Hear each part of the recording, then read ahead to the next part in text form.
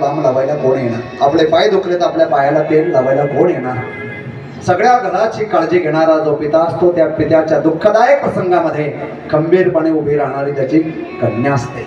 आणि त्यामुळे एकुलता एक मुलगा जरी मिळाला तरी वडिलाला जेवढं दुःख होणार नाही त्याच्यापेक्षा अनेक पटीनं दुःख मुलीच्या सासरी जाण्यानं होत असतं. नाही लाजा नाही.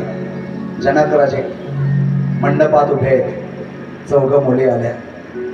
जनक राजाच्या पाया पडले आणि म्हटल्या, बाबा तब्येतीची काळजी घ्या.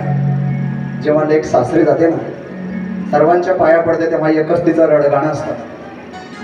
माझे वडील 3 दिवसापासून जेवले नाही, त्यांच्या तब्येतीकडे लक्ष द्या. 80-85 वर्षाचे आजी आजोबा असतात, कोणाड्यामध्ये त्यांच्या पाया पडायला जाईल. आताच्या बांगड्या वाजल्यावर त्या आजी आजोबांना दिसत नाही, बांगड्यांच्या आवाजानं ओळखतात.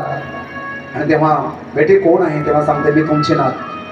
सासरे चालले आजी आजोबा, जा बेटी सुखानं संसार करा, आमच्या कुलाचं आमचं नाव लौकिक वाढव. आजी बाबा तुमच्याकडे मला एक मागायचं आहे. माग बेटी माग. पुढे काय मागायचं आहे?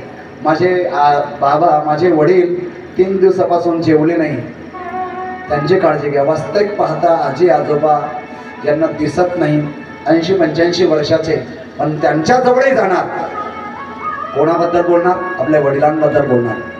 आईला भेटणार, एकांतात नेणार, बाजूला सांगणार, आई तुला माझ्या गळ्याची शपथ, माझ्या समोर तू माझ्या वडिलांना नको नको ते टाकून टाकून बोलले, पण माझे वडील तुला काही नाही बोलले, पण आता तुला माझ्या गळ्याची शपथ, माझ्या बाबांना टाकून बोलू नको. धाकट्या भावाजवळ जाईल, धाकट्या भावाजवळ आणि आपल्या मनातली व्यथा सांगेल, अरे 2 वर्षापूर्वी वडिलांची नोकरी गेली, तुला माहीत नाही. बाबा तरी घरून जाताना सांगत होते की मी ड्युटीला चाललो, पण 2 वर्षापासून नोकरी गेलेली आहे. आणि मी बघत होते एसटी स्टँडवर, जेव्हा मी एसटीत चढायचे त्यावेळेला आपले बाबा तिथे हमाली करत होते. फाटके कपडे घातले, तुटके फाटके जोडे चप्पल घातले, पण आपल्याला वह्या पुस्तक पाटी पेन्सिल परीक्षा फी कपडे लत्ते याच्यासाठी कोणत्याही प्रकारचे कमी येऊ दिले नाही. धाकट्या भावाला सांगते, कन्या तू हट्ट करू नको. त्यावेळेला धाकटा भाऊ सांगतो, ताई मी आजपासून तुला वचन देतो, मला जेव्हा परीक्षा फी वह्या पुस्तकांसाठी पैसे लागतील त्यावेळेला मी बूट पॉलिश करेल, पण वडिलांना त्रास देणार नाही. जेव्हा कन्या घर सोडते तेव्हा फक्त तिच्या वडिलांचीच भलाई इच्छिते.